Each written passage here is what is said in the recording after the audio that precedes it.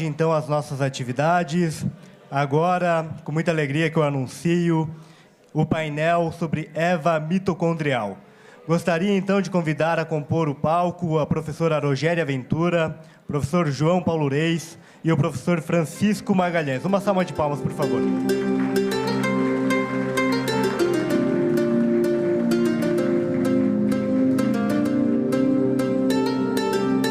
Boa tarde a todos. Estamos aqui no 4º Congresso da Teoria do Design Inteligente. Eu venho, primeiramente, agradecer. Vou parafrasear aqui o meu colega, o professor João Paulo, agradecer primeiro a Deus, agradeço o professor Marcos Eberlin pela confiança, pelo convite, e agradeço também a todo o corpo de reitoria, os gestores aqui da Universidade de Mackenzie pela oportunidade. Também aos nobres colegas que estão aqui, o professor João Paulo, o professor Francisco, que vai bater um papo hoje aqui comigo e juntamente com todos vocês sobre EVA mitocondrial. Eu sou bióloga, fiz um doutorado em ciências, com enfoque em biologia molecular, sou também perita forense, perita judicial, e estudo algumas outras vertentes aí das ciências da saúde. Sou professora universitária, de curso de graduação, de alguns cursos de pós-graduação também, e estou aqui explicando, um pouquinho do que eu faço, para que todos possam compreender o porquê que eu estou aqui nessa tarde. Então, dentro da área da biologia molecular, uma das coisas que eu gostei de estudar foi sobre a teoria da EVA mitocondrial. Bom, estamos falando de design inteligente, Estamos falando de hipóteses que são provadas cientificamente acerca das nossas origens. Como se trata de uma roda de conversa, então, olha que privilégio, vou poder apresentar sentada. Isso realmente vale, é ouro em pó. Apresentar a palestra, que, na verdade, eu trouxe aqui alguns slides, E eu não sei, quantos de vocês já viram alguma coisa sobre EVA mitocondrial? Ah, tem bastante gente, olha que maravilha! E quem não viu nada ainda vai ver hoje, e depois a gente vai ficar aí à disposição para tirar as dúvidas, para conversar um pouco mais sobre isso. Mas lá no canal TDI tem bastante vídeos sobre a EVA mitocondrial, sobre essa teoria. Eu falo também sobre Adão Y, assim como os colegas que também estudam essa parte. Enfim, então, eu sou professora, eu tenho que tomar cuidado porque eu falo muito. E eu preciso apresentar esses tópicos aqui para vocês. Então, vamos a eles. Colegas que estão com o microfone aqui, João Paulo e Francisco, eu já estou chamando pelo nome, O que vocês enxergam nessa foto? E aí, pessoal, vamos lá, quero que vocês também se aprimorem aí em tentar discernir o que está aí nessa figura. Vai, João Paulo, o que você está vendo aí? Eu acho que aquilo é um elefante, aquilo é uma girafa... Espera aí, eu estou com o pointer, vamos lá. Isso daqui... Eu estou achando que é um burro, não? Não é um teste de biologia, não, tá? É só um teste de visual mesmo. Nem é um psicotécnico. É um psicotécnico, tá bom? Então, estou com medo de ser reprovado. Esse daqui é um elefante? Tá.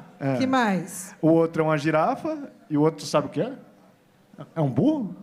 Aqui? Um bezerro. Um bezerro? Olha, tá, eu concordaria. E embaixo? Aqui, ó. Uma foca, E aqui? Parece um pavão, Uma ave dessas assim exibidas. E aqui? Um pinguim. Tipo um pinguim, Daqueles desenhos lá da Era do Gelo, essas coisas, Então, eu trouxe essa figura bacana, para dizer o seguinte. Ops. Tudo depende da forma que se vê. Ou será que tudo depende da forma que se vê? nós podemos interpretar, a princípio, né, se a gente não conhece exatamente quem foi o desenhista, o que ele quis dizer com essas fotos, eu posso enxergar perfeitamente, né, sei lá, um cordeiro, né, um bezerro, o elefante, a girafa. Eu posso enxergar esses 3 animais aqui e dizer que esses de baixo são o espelho ao contrário destes de cima. Né? Eu poderia trazer essa interpretação.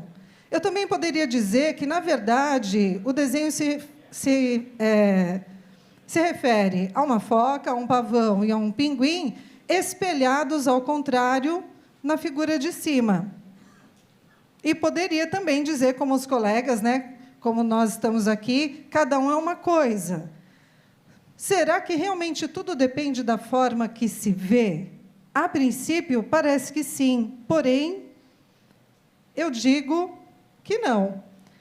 As coisas, na verdade, dependem da evidência científica.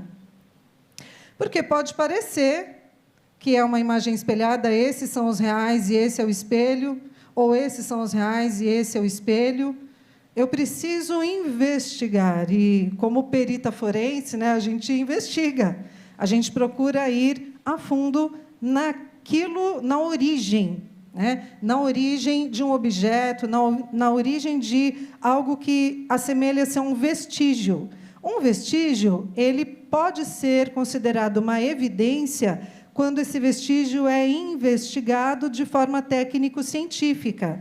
Então, eu coleto um vestígio, eu levo esse vestígio para o laboratório, e então eu vou analisar um pouco melhor, né, de uma maneira mais plausível, mais materializada, sobre esse vestígio, e então, quando eu descubro de fato o que ele é, ao que ele se refere, o que ele me conta, ele se torna uma evidência.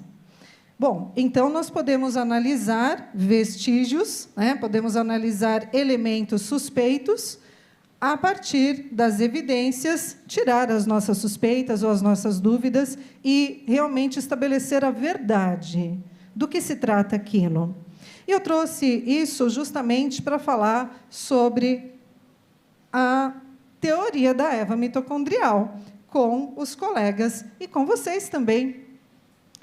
A teoria da Eva mitocondrial, ela surgiu justamente porque amostras de DNA mitocondrial de populações de todos os continentes foram sequenciadas.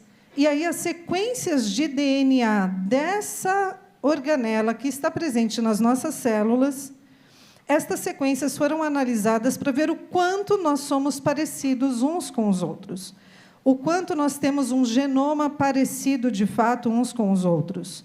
Então, se o meu genoma, por exemplo, um segmento do meu genoma, eu vou analisar, e ele, vamos supor que é um segmento de 1000 nucleotídeos, 1000 pares de base.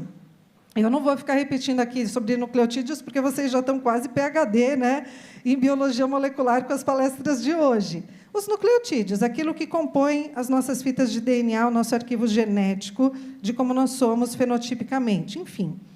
Então, se eu analisar um segmento de 1000 nucleotídeos do meu genoma, e lá da mitocôndria, a organela que também tem DNA, e eu comparar com esses mesmos 1000 nucleotídeos do genoma, por exemplo, do João Paulo, pode ser que eu ache 2 nucleotídeos diferentes entre o meu e o dele. E quando eu comparo com o genoma mitocondrial do Francisco, tem 3 diferenças. O do Francisco, então, tem 3 nucleotídeos diferentes do meu, o do João Paulo tem 2 nucleotídeos diferentes do meu genoma. Bom, eu sou mais assemelhada, então, com quem, gente? Com o João Paulo, porque entre o meu genoma e o dele só tem 2 diferenças, 2 pontos de diferença. E do Francisco tem 3 pontos de diferença. Então, o genoma mitocondrial de amostras, né, amostragens da população de todos os continentes do planeta foi sequenciado e foi comparado.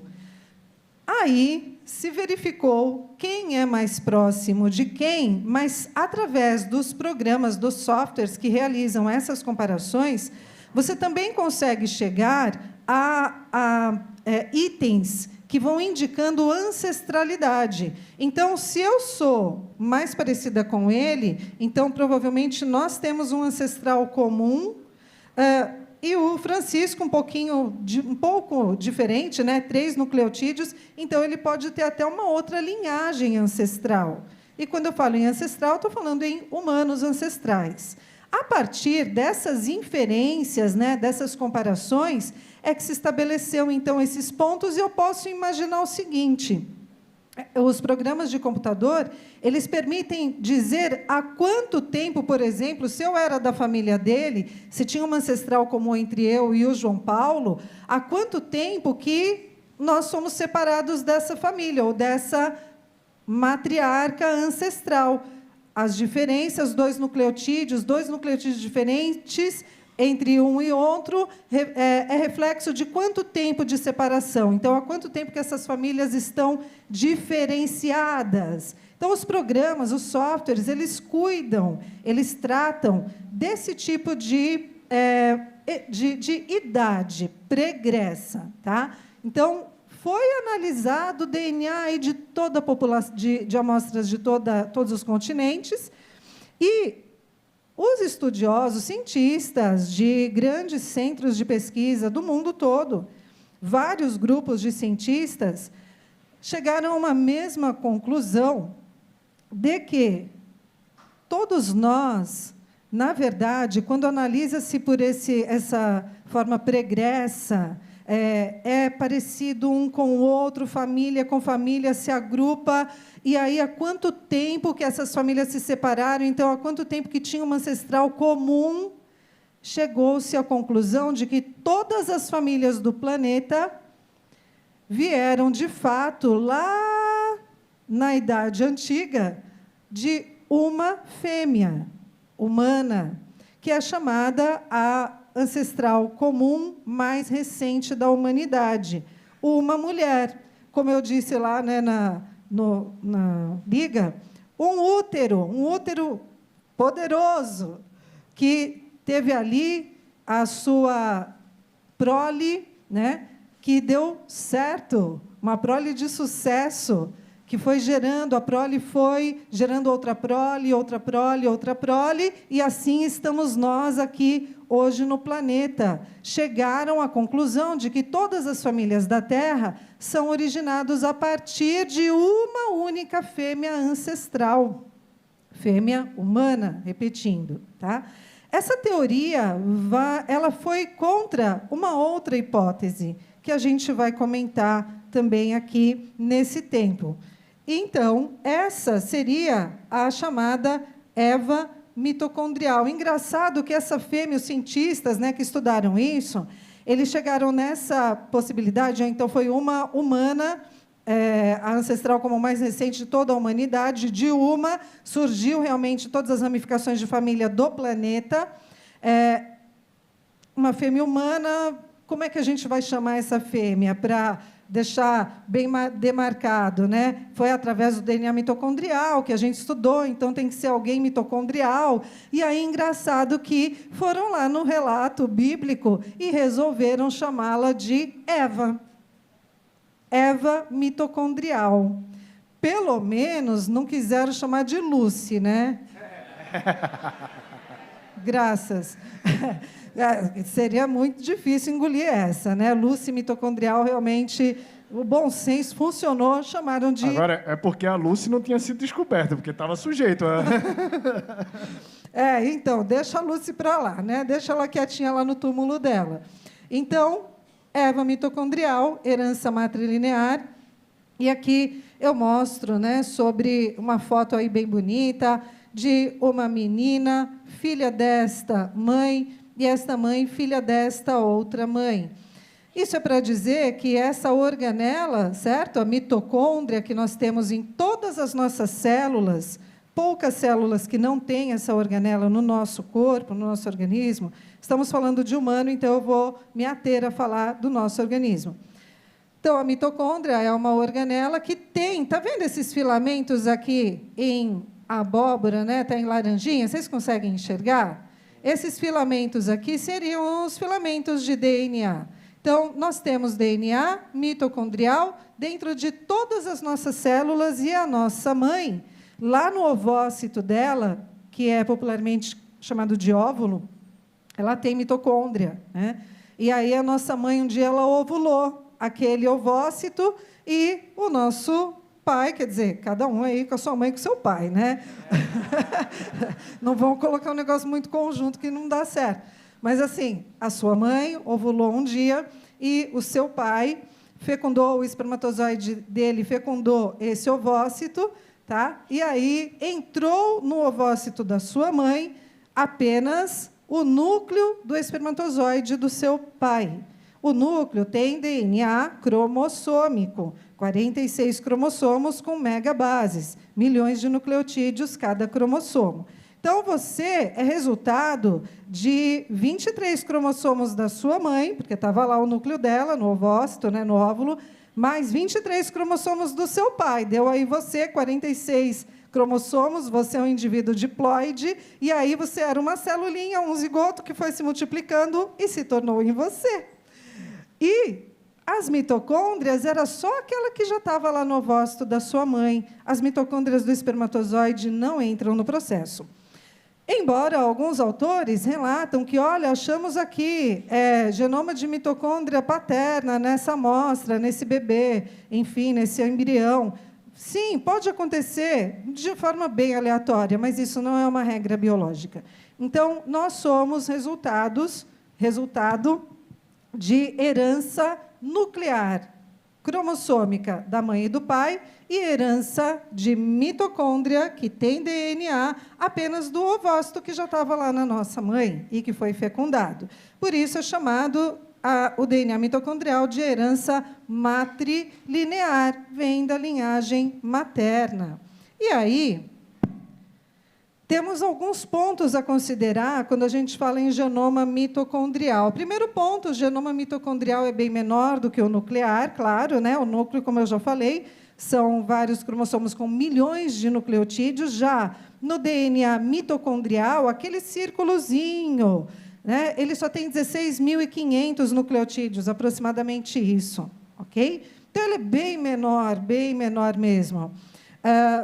Cerca de 5 a 10 cópias do DNA circular por mitocôndria, então nós temos um genoma mais contido por célula, lembrando que temos um monte de célula, então se eu quero obter um DNA de mitocôndria, basta eu pegar aí uma amostra biológica do corpo, extrair o DNA e eu vou ter lá a fração de DNA mitocondrial, tá?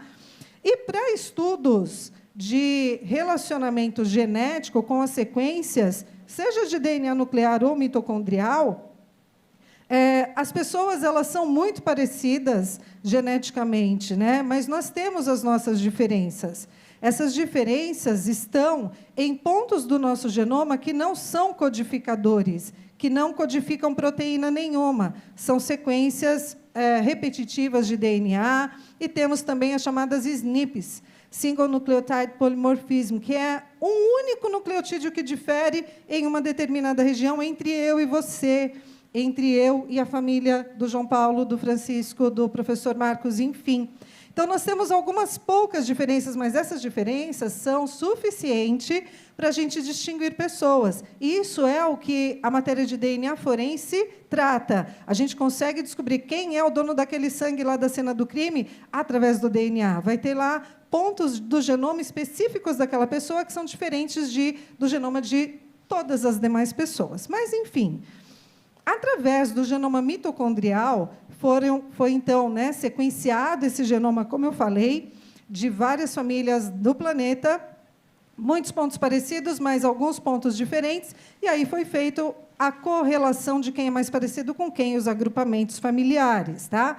Por que uma pessoa é diferente da outra? Porque aconteceu, em algum ponto aí da história, né, aconteceram mutações nesse DNA. Por exemplo, vou tentar ser pedagógica aqui.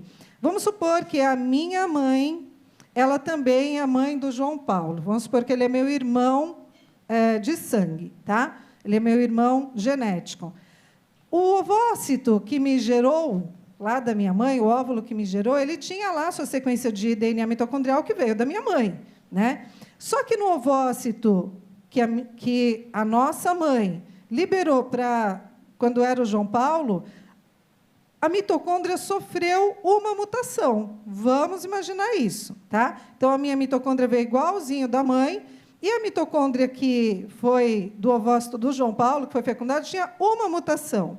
Bom, nascemos, somos irmãos, comparando as nossas mitocôndrias, vai dar só uma mutação, então está ali, está feita a correlação genética, né? Mas é o seguinte, vou mudar um pouquinho. Vamos supor que o João Paulo fosse uma Joana.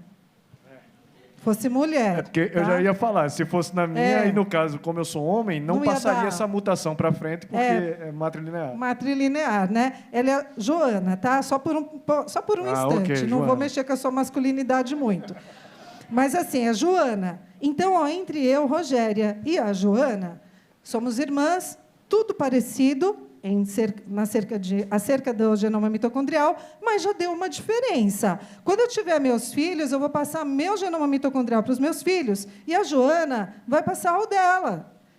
Entre os primos, vai ter genoma super parecido, mas já com uma diferença, porque teve uma mutação. Então, através dessas modificações, a partir das gerações seguintes, é que o DNA mitocondrial pode mudar um pouco entre uma família e outra. E aí a gente vai analisando essas sequências para ver qual família é mais próxima de quem. É assim que a gente analisa essa correlação genética toda aí com o DNA mitocondrial. Aí, a taxa de mutação, gente, do DNA mitocondrial, ele é mais elevado do que do genoma nuclear. Por quê? Bom, muito simples, né? O genoma nuclear, grandão, está lá no núcleo.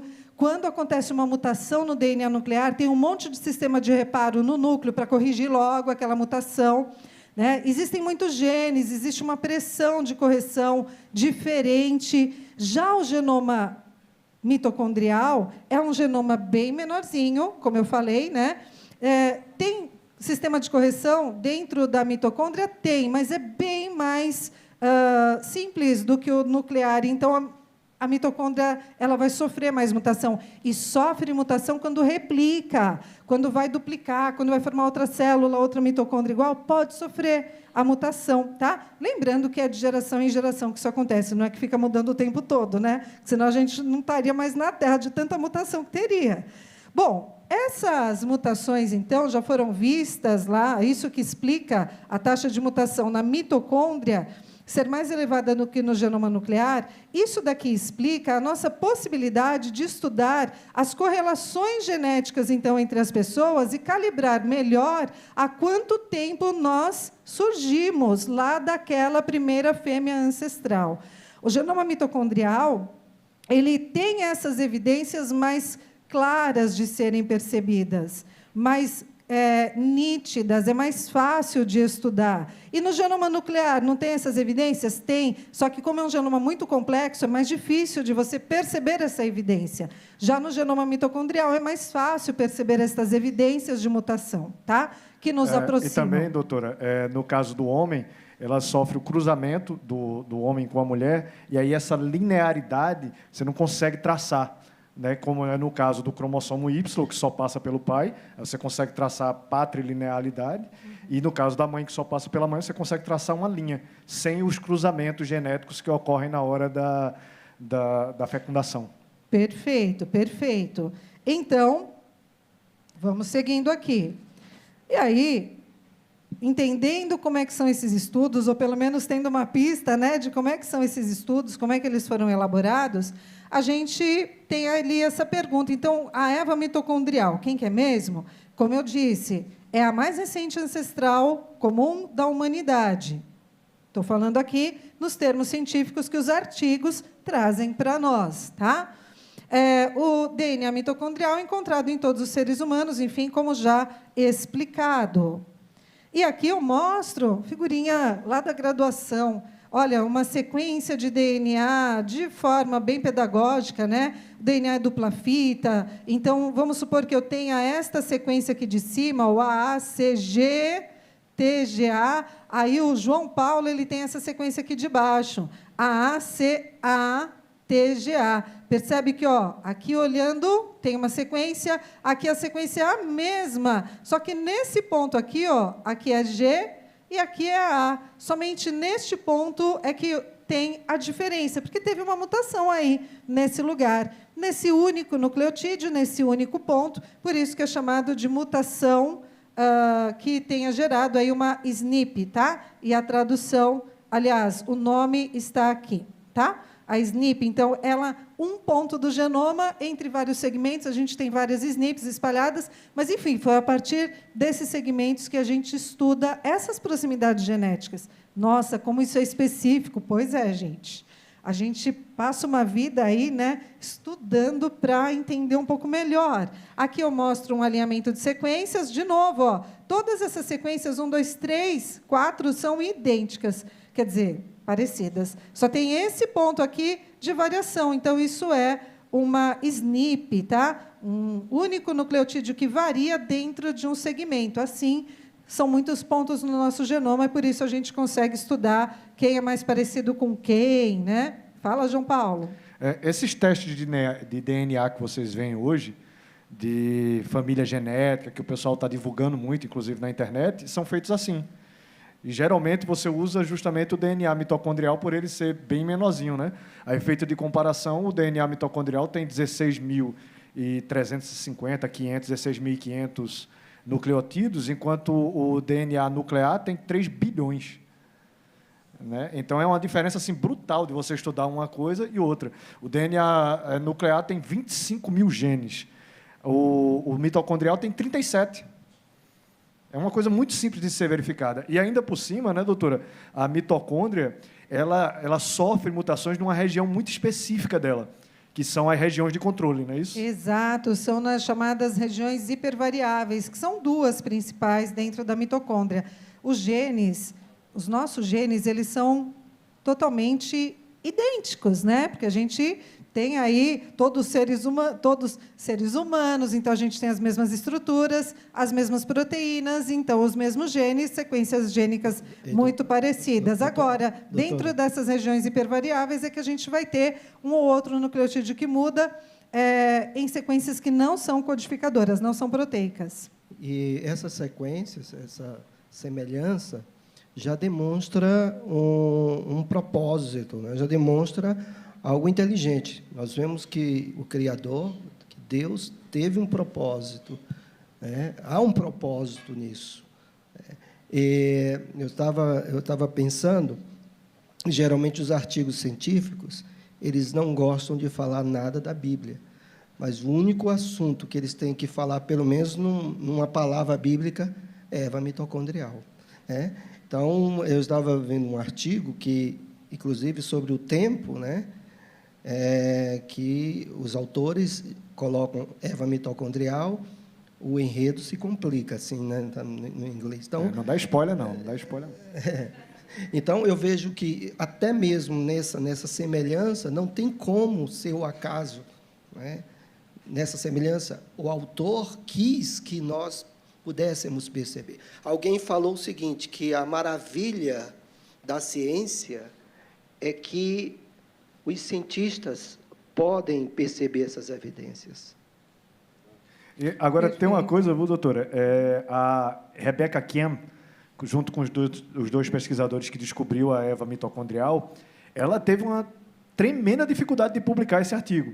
Feito a senhora falou, porque contraria a hipótese que era vigente, que era do multirregionalismo. E ela não fala de Eva. Em nenhum local do artigo dela tem a palavra Eva. Eva mitocondrial foi o apelido que deram depois as revistas científicas e os cientistas a essa primeira mulher. Mas já pensou se ela inventasse de falar de Eva no primeiro artigo? Ela não tinha publicado de jeito nenhum. Verdade, verdade. Só corrigindo, eu falei sequência proteica, não, né? Sequência de DNA que gera proteínas, tá bom? Vamos lá, está passando o nosso tempo rápido.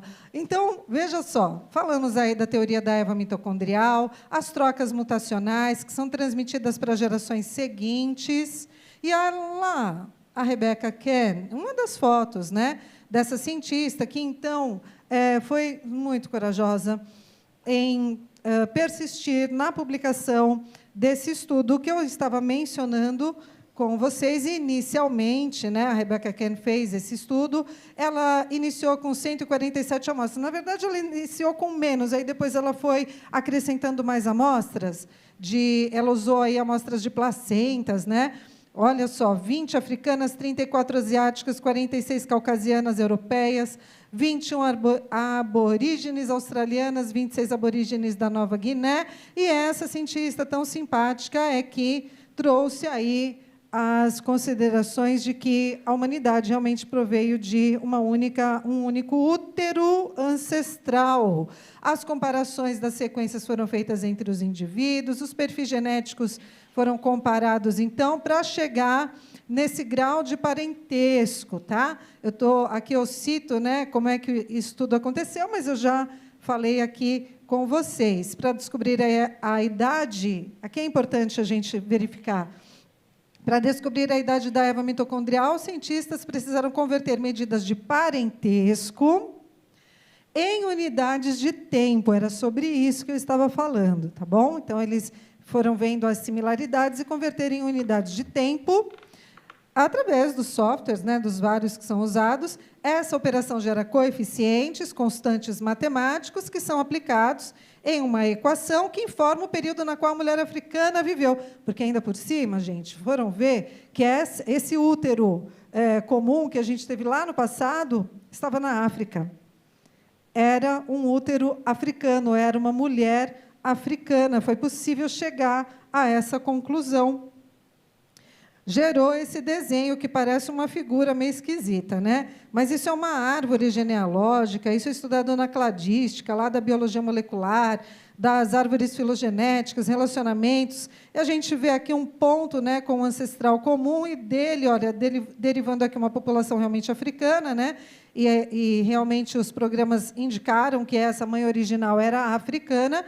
E daqui, veja, ó, braços, e vai surgindo outros braços e tal. Está vendo que tem uma proximidade, um braço que gera do outro, desse único ponto? Pois é, isso é uma representação ilustrativa do experimento científico inicial feito pela Rebecca Cann. E agrupa, viu, as pessoas realmente nos seus devidos blocos continentais. Os asiáticos num grupo, africanos, europeus, americanos, australianos, mas todos eles derivados de uma ancestral africana. Estou indo aqui a jato, né? Parece até que eu estou narrando um jogo de futebol, mas é só para conseguir falar o que eu preciso nesse tempo.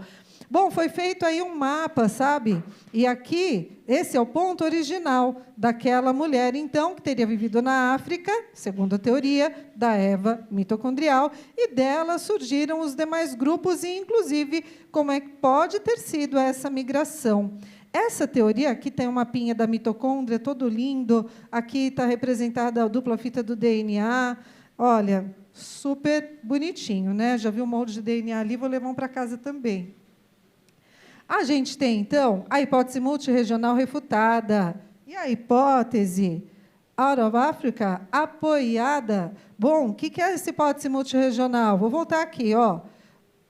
Antigamente, né, alguns cientistas postulavam, eles acreditavam que em vários pontos do planeta teria se gerado, acontecido mutações aleatórias acumuladas, e em vários pontos do planeta simultaneamente humanos tivessem sido gerados a partir dessas mutações aleatórias, creia você ou não. Né? Na verdade, não dá para crer muito, mas mutação aleatória gerando tanta coisa, e tanta coisa ao mesmo tempo, tudo igual, humanos sendo gerados em pontos diferentes, realmente é uma história incrível. Incrível, difícil de crer. Você sabe, doutora, que eles ainda continuam acreditando nisso. Eles continuam acreditando que várias símios, ou ancestrais comuns com símios, porque eu não entendo esse negócio de que o homem não veio do macaco. Porque aquele Australopithecus diz que é um ancestral humano. E o que é o Australopithecus se não um macaco?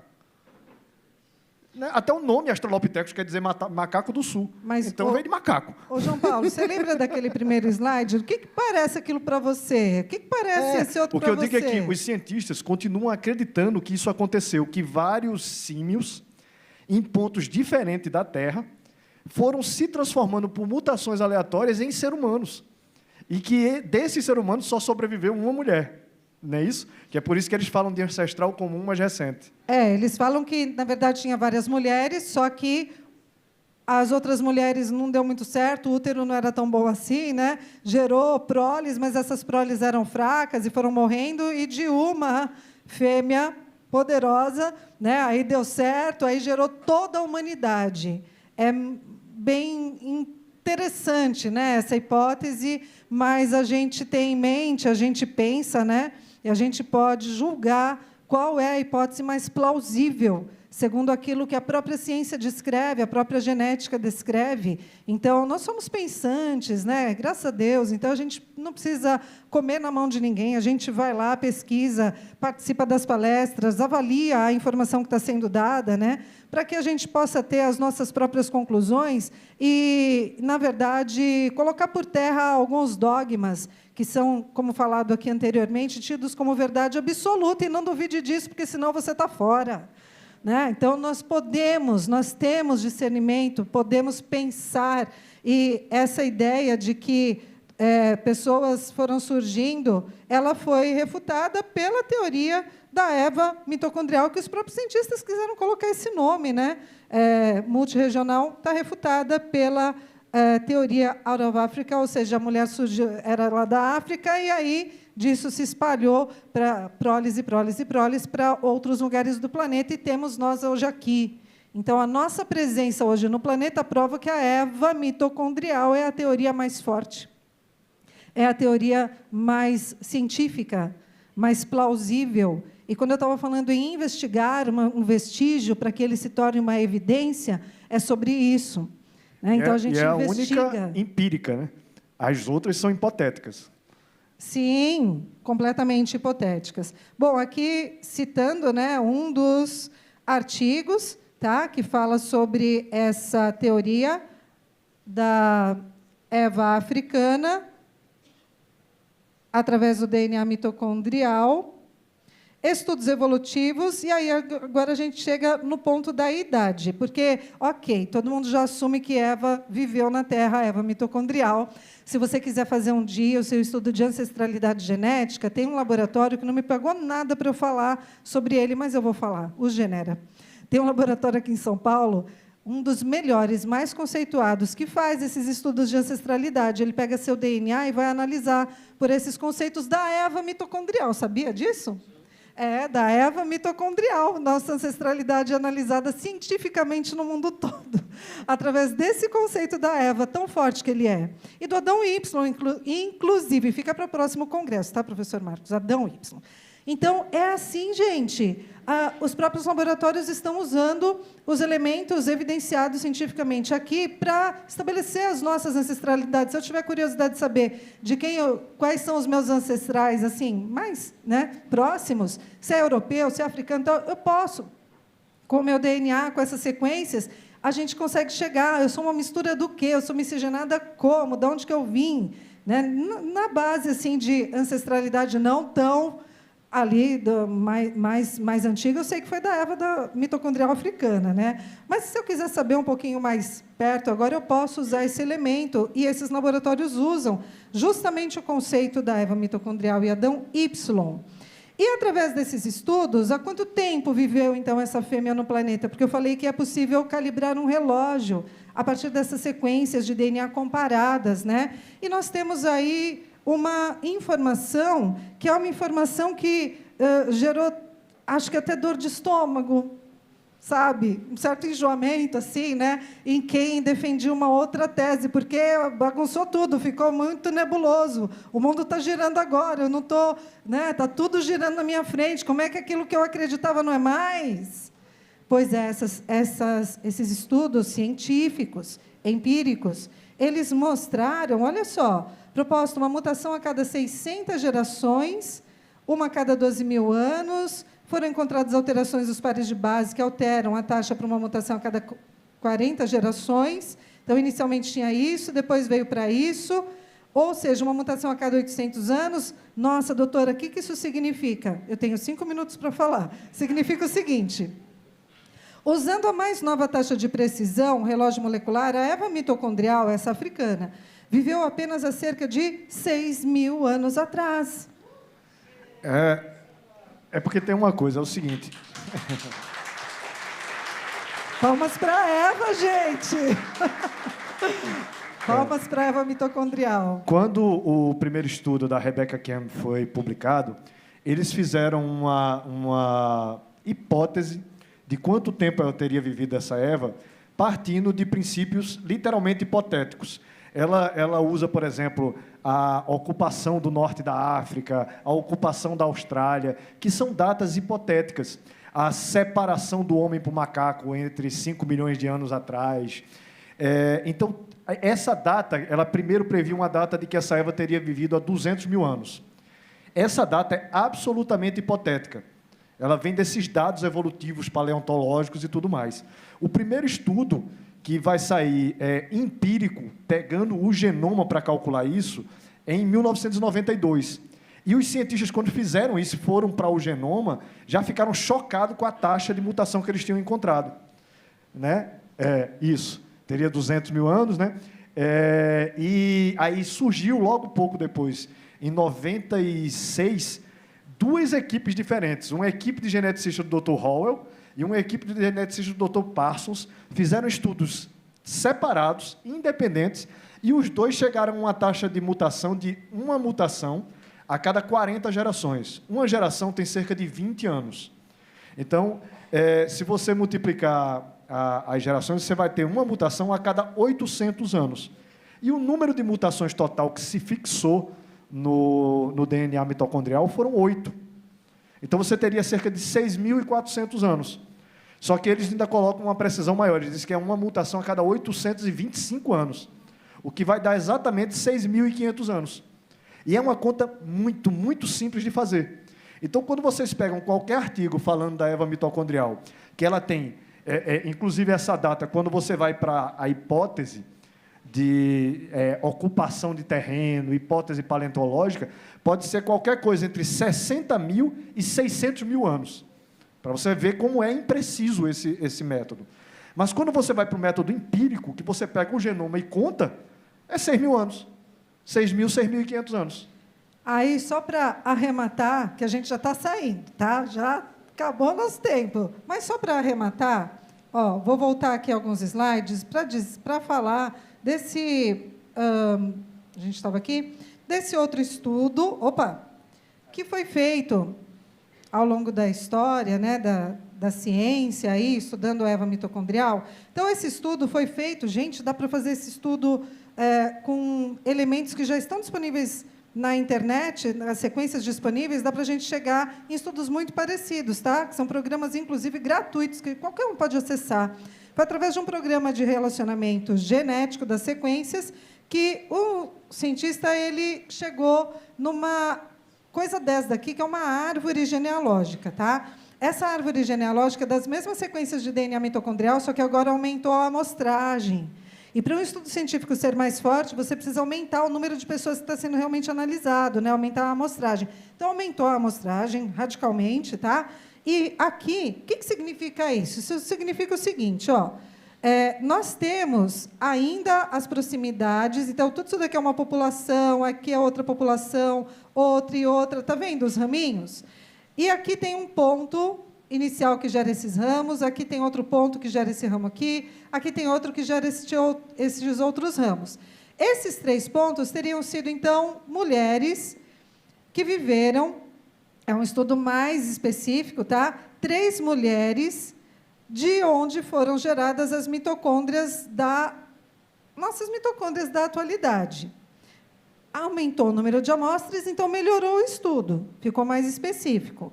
E aí, tem um ponto aqui, desse ponto tem esse outro ramo. O que era esse outro ramo mesmo, João Paulo? Ele mostra desde o primeiro lá, que é a Eva mitocondrial, aquele sangue individual, as gerações que teriam sido formadas antes do gargalo, e aquele ponto ali é o que a gente chama de gargalo, que houve algum acontecimento na humanidade onde só restou 3 mulheres. Né? Alguém associa isso a alguma coisa? Não, né? Então, gente, essas 3 mulheres, né, nós entendemos que, e até alguns evolucionistas que são marrudos, eles também admitem que são as noras do Noé, né? Pois é, então as noras do Noé, que acabou gerando aqui, ó, toda essa ramificação. Eu não sei, eu sou filha, não sei de que nora que eu sou filha, mas em algum lugar que eu estou, né? Depois a gente analisa isso. Agora, isso é possível descobrir hoje em dia. Pelo menos a gente sabe o macrohaplogrupo. Vamos lá, fazer o nosso mapeamento de ancestralidade. E aí, como o nosso tempo já acabou, é só para falar que esses grupos, eles são chamados lá no artigo, né, cientificamente, como macrohaplogrupo. Nossa, que nome, né? Então, são grupos de mapeamento genético, vamos colocar assim, tá bom? De proximidades. O grupo L seria o grupo original da suposta Eva mitocondrial, né? E do grupo L surgiu esse outro haplogrupo L também, pelas similaridades. Também surgiu o grupo M e o grupo N. Esses grupos, então, o L, o M e o N, seriam as mitocôndrias das noras do Noé. A esposa de Sem, a esposa de Cã e a esposa de Jafé. Aí vieram as perguntas, explique isso, TDI, os TDIstas já estão aqui explicando, vocês também estão super afiados, que eu já estou vendo a participação, né? E que mais nós temos? Alguns outros estudos que mostram, não com DNA mitocondrial, nem com cromossomo Y, mas que mostram, através de sequências gênicas nucleares, também a confirmação de idade recente de uma ancestral comum. Estou falando agora de genoma nuclear. Isso daí eu não tenho, não, eu quero esse estudo. Vamos lá, eu te passo agora ali pelo Google Drive. Então, está aqui, ó, outros estudos com genoma nuclear, confirmando isto, tá? Colocando aí essas faixas de idade provável da humana ancestral comum mais recente nossa, de 5.000 a 10.000 anos. E nós temos esse outro aqui que junta DNA mitocondrial da Eva com o cromossomo Y do Adão, né? Para falar também sobre ancestralidades comuns. Os estudos se cooperam, tá? Ontem eu fiz um PubMed, que é o banco de dados lá do GenBank, enfim, que todo mundo pesquisa. Coloquei assim, ó, Eva mitocondrial, voltou 92 artigos correlacionados. Está certo que alguns deles teve um erro aí de palavra-chave. Mas, olha, só a gente querer que a gente consegue um monte de referência bibliográfica para continuar essas pesquisas, inferências e trazer a investigação, né? Tornar as coisas que são meio nebulosas, meio interpreta daqui, interpreta dali. Não, a gente vai ver o que é mesmo ali, o que, de fato, a ciência nos conta. E, com isso, eu trago algumas referências e agradeço a minha oportunidade de compartilhar com vocês algumas informações e também aos colegas. Só complementar uma coisa, que esses estudos de regressão genética, que a gente chama, eles foram feitos em outras espécies. Foram feitos em cavalos, foram feitos em macacos, foram feitos em bois, em cachorros. E é muito interessante porque eles vão no DNA mitocondrial desses animais e eles acham pouquíssimas mutações também, iguais a que a gente vê na da Eva mitocondrial. E com o mesmo tempo original preditivo, né? 6.000 anos. Exatamente. Aí você tem artigos, por exemplo, mostrando que praticamente todas as espécies que foram pesquisadas mostraram que ou eles têm esse relógio lento de 200.000 anos atrás, ou se for utilizado o relógio rápido, todas as espécies que a gente conhece de animais praticamente surgiram ao mesmo tempo, há 6.000, 6.500 anos atrás. O artigo, inclusive... Tem artigo, isso. O artigo que eu falei, exatamente, ele fala não somente dos humanos, mas também dos animais, né? Que há 6.000 a 6.500 anos. No caso, o artigo que eu pesquisei, ele fala que é 200.000 anos. Ele pega o relógio lento da Rebecca Kem. Mas ele mostra, os estudiosos, inclusive, desse artigo, ficaram chocados porque eles pesquisaram mais de 100.000 espécies. De tudo que vocês imaginaram, de abelha, de bactéria, Aí, quando eles foram para bactéria não, que não tem, né? Mas de abelha, de insetos, abelha e inseto, de tudo quanto vocês imaginarem, de mamíferos, de peixes. E quando eles vão contar o número de mutações e ver a taxa dessas mutações, eles também jogam para uma idade muito próxima da Eva mitocondrial, né? E se esse relógio for acelerado, todas essas espécies vão estar 6.000, 6.500 anos atrás. Então, uma evidência mais óbvia do que essa, eu considero impossível. As evidências nos dizem realmente o que as figuras são. Obrigada, gente. Obrigada.